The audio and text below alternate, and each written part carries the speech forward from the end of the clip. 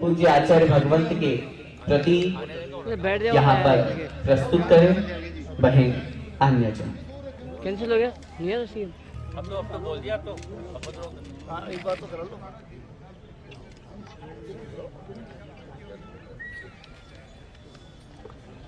ओम ह्रीं नमो आयर्यायण। ब्रह्मांड के देवता अध्यात्म सरोवर के राजहंस परम पूज्य संत शिरोमणि आचार्य गुरुवर श्री विद्यासागर जी महामुनि राज की तरणी विद्यासागर गुरु तारो मुझे ऋषि करुणा करो वही से दो आशीष। यही प्रार्थना आपसे अनुनय से कर जोर। पल पल पग पग ले चलो मोक्ष महल की ओर, गुरु शरण की ओर। कौन कहता है वे चले गए, वे आज भी मुझ में जीवित है, वे आज भी हम सब में जीवित है। क्योंकि जिनको शायद हम सुबह शाम याद करते थे, आज उनके मृत्यु महोत्सव के अवसर पर हम उन्हें पल पल याद करते हैं। जो हमारे हृदय में बसे हुए थे, आज वो इस तन के रोम रोम में बस चुके हैं। और शायद वो भी यही देख रहे होंगे कि मेरे समाधि के अवसर पर क्या हमने उनको देखकर कुछ सीखा है, या फिर वापस इस तन और आत्मा के अंतर को समझ नहीं पा रहे। आचार्य श्री जी का गुणानुवाद करने के लिए तो मैं असमर्थ हूँ। जिस प्रकार सौधर्म इंद्र 1000 आंखें लगाकर भी भगवान जी को देखने की चेष्टा करता है परंतु तृप्त नहीं हो पाता, उसी प्रकार अगर कोई व्यक्ति 1000 मुखों से भी अपने जीवन पर्यंत उनके गुणों का गुणानुवाद करे तो भी वह सक्षम नहीं हो सकता। आचार्य श्री की महिमा उनके उस दिन के मुस्कुराहट पर झलकती है जब 10 तारीख को आचार्य श्री जी ने शाम को अपना आशीर्वाद दिया और उसके कमरे में बैठकर बहुत मुस्कुरा रहे थे। तब पूज्य एलक श्री धैर्य सागर जी महाराज जी ने पूछा, आचार्य श्री जी आप मुस्कुरा रहे हैं? तो आचार्य श्री ने कहा, यह देह को अत्यंत पीड़ा हो रही है, इसीलिए मैं मुस्कुरा रहा हूँ। तो धैर्य सागर जी महाराज जी ने पूछा, आचार्य श्री जी तो भी आप मुस्कुरा रहे हैं? तो आचार्य श्री ने बोला, क्योंकि मैं आगम को समझ चुका हूँ, इसीलिए यह मुस्कुराहट मुझे अपनी आत्मा के अनुभव के कारण हो रही है।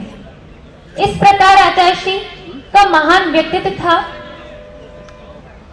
वो इतने महान थे कि एक बार जब आहारों के बाद सब सारा संघ मिलकर प्रतिक्रमण कर रहा था, तब आचार्य श्री को इतना मुस्कुराते हुए देखकर एक शिष्य ने, मुनि श्री ने पूछ लिया, आचार्य श्री जी क्या बात है, पहली बार आप प्रतिक्रमण में मुस्कुरा रहे हैं? तो आचार्य श्री ने बोला, मुझे ऐसी प्रतीति हो रही है जैसे साक्षात सिद्धों की बस्ती में भावी सिद्धों को देखने का अवसर मिल रहा है। आचार्य श्री जी अपने शिष्यों में भी भावी सिद्धार्थ की प्रतीति करते थे। उनकी नजरें हमेशा झुकी रहती थी, किसी को देखना नहीं चाहती थी। शायद उनकी नजरें इसलिए झुकी थी क्योंकि वे हमेशा अपने आत्मदर्शन में ही लीन रहते थे। हमें लगता है कि उन्होंने समाधि, कोई कहता है 3 दिन पहले धारण करी, कोई कहता है 20-25 दिनों से चल रही है, परंतु आचार्य श्री जी ने तो समाधि की तैयारी कुंडलपुर में ही कर ली थी।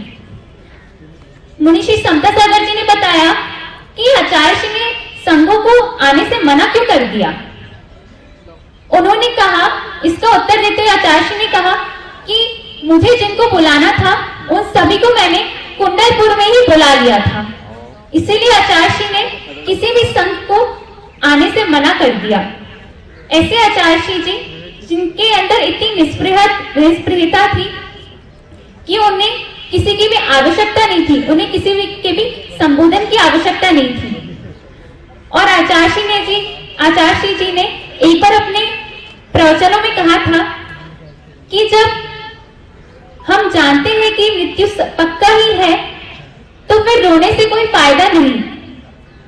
हमें हमेशा भगवान के नाम का स्मरण करते रहना चाहिए। ऐसे ही हम आचार्य जी के आदेशों का पालन करें। और एक बार आचार्य जी ने कहा था कि स्वर्ग गमन होगा तो वहां पर मुझे आचार्य श्री कुनकुन जी महाराज के दर्शन मिलेंगे, आचार्य श्री ज्ञान सागर जी महाराज जी के दर्शन मिलेंगे। और उन्होंने कहा था अंत में कि अगर आपकी भी इच्छा हो तो आ जाना। तो हे भगवान, अगर वो हमारे सच्चे गुरु हैं, हम उन्हें सच्चे गुरु मानते हैं, तो पूरा विश्वास है कि आचार्य श्री के दर्शन फिर से उन पवित्र आत्मा के दर्शन जरूर होंगे। इसी भावना के साथ किया उनके जैसे ही समाधि मरण कर पाए। बोले संत शिरोमणि आचार्य गुरु शिक्षक विद्यासागर जी महामुनिराज की।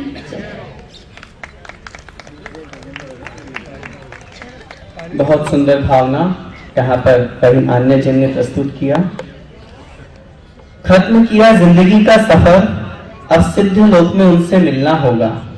गिर के उठना, उठ के गिरना अब सिर्फ उनके सिद्धांतों से होगा।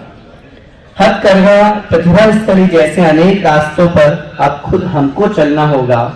हो गया अस्त एक सूरज हमारा, पर अब सिद्ध लोक में उनसे मिलना होगा। जैसा कि बहन आन्या जैन ने भी बताया, पूज्य आचार्य भगवंत अपने सब शिष्यों में भावी सिद्धत्व का दर्शन किया करते थे। हम सबकी भी यही भावना है, हम भी उनके पथानुगामी बने और उनके समान बनकर सिद्धालय में एक मेघ स्वरूप में हो जाएं। मैं निवेदन करना चाहूंगा, आगे आने वाले अनेक महामनीषी, महान वक्ता हमारे मध्य में हैं, जिन्होंने आचार्य भगवंत के श्री चरणों में अनेक समय व्यतीत करके, कुछ तो ऐसे महानुभाव हैं जिन्होंने उनकी दीक्षा को अपनी साक्षात आंखों से देखा है। कुछ ऐसे महानुभाव हैं जिन्होंने घंटों घंटों उनके चरणों में बैठ करके और अनेक चर्चाएं की है। हम उन सबके संस्मरण, उन सबके भावों को सुनना चाहेंगे। मैं सबसे पहले निवेदन करना चाहूंगा, श्री दिगंबर जैन श्रमण संस्कृति संस्थान के मानद निदेशक महोदय आदरणीय डॉक्टर शीतल प्रसाद जी गुरु जी, वे उस तरफ पोडियम गुरु जी पर पधारे। और चूंकि जब संस्थान के उद्घाटन की बात थी तब से और अनेकों वर्षों से आप पूज्य आचार्य भगवंत से जुड़े, मैं निवेदन करूंगा आदरणीय डॉक्टर साहब। दोष शांत्या विहितात्म शांति शांतिर्विधाता शरणं गतानां भूयाद्भवक्लेश भयोपि शांति शांतिर्जनो मे भगवशरण्या शांतिर्जनो मे भगवशरण्या शांतिर्जनो मे भगवशरण्या। उपस्थित सभी भव्य श्रावक श्रावकाओं, आज ऐसा प्रसंग आया कि पूज्य आचार्य श्री इस संबंध में कुछ कहने का मौका मिल रहा है। यद्यपि संगोष्ठियों में तो खूब कहा, उनके सुर संवर्धन जो शिविर लगते थे विभिन्न स्थानों में, तो कुछ चुने हुए विद्वानों को बुलाते थे। उन विद्वानों में 3-4 विद्वान तो यहाँ बैठे हैं। हमारे अधिष्ठाता श्रमण संस्कृति संस्थान के अधिष्ठाता आदरणीय जय कुमार जी और प्राचार्य श्री अरुण कुमार जी, ये हमारे साथ में रहते थे। चर्चा होती थी सैद्धांतिक चर्चा की बात मैं यहाँ नहीं कह रहा हूँ। मैं इतनी सी बात कहना चाहता हूँ कि आचार्य श्री की कुछ ऐसी भावना रहती थी ज्ञान के प्रति। तो जब मैं जाता था तो कहते थे कि पंडित जी आपने जो आचार्य ज्ञान सागर चेयर यहाँ पर बनवाई राजस्थान संस्कृत विश्वविद्यालय में, उसमें क्या हो रहा है? आचार्य ज्ञान सागर जी आचार्य विद्यासागर जी के गुरु हैं। 20वीं शताब्दी में यदि संस्कृत जगत में याद किया जाता है तो आचार्य ज्ञान सागर जी को इसलिए याद किया जाता है कि उनके संस्कृत के 5 महाकाव्य हैं, जो कि बाण भट्ट महाकवियों से भी बहुत उत्कृष्ट माने जाते हैं। एक महाकाव्य का अभी संपादन हमारे श्रीमद संस्कृत संस्थान के अधिष्ठाता आदरणीय डॉक्टर जयकुमार जी ने और उनके सहयोगी ब्रह्मचारी धर्मेंद्र जी ने और हमारी विद्यार्थी डॉक्टर सोनल जैन दिल्ली में उन्होंने किया है। आचार्य श्री बहुत प्रसन्न हुए। मैं देख रहा था कि 2-2 घंटा तक चर्चा उन्होंने उस दीर्घोदय काव्य पर की है। मूकमाटी महाकाव्य का भी अभी अनुवाद कई भाषाओं में हुआ है, संस्कृत में भी हुआ है, तो उसके संबंध में भी आपकी चर्चाएं होती रही। तो एक तो उनका ये था कि आचार्य ज्ञान सागर चेयर ये चलती रहना चाहिए और गवर्नमेंट ने विधिवत स्थापित की है राजस्थान संस्कृत विश्वविद्यालय में, तो पूरी समाज का दायित्व बनता है कि वहां जो खाली पड़ी हुई है वहां पर लोगों की नियुक्ति करवाएं किसी प्रोफेसर की और बाकायदा उस चेयर को व्यवस्थित रूप से चलवाना चाहिए, जिससे आचार्य ज्ञान सागर जी की भावना पूरी हो गए। दूसरी बात को पूछा करते थे कि भारत में काशी में एक श्रवण विद्या शंका है और एक दूसरी काशी किसकी कराओगे? राजस्थान में जयपुर है, तो उसमें आपने श्रवण विद्या शंका चालू किया है। राजस्थान सरकार ने बाकायदा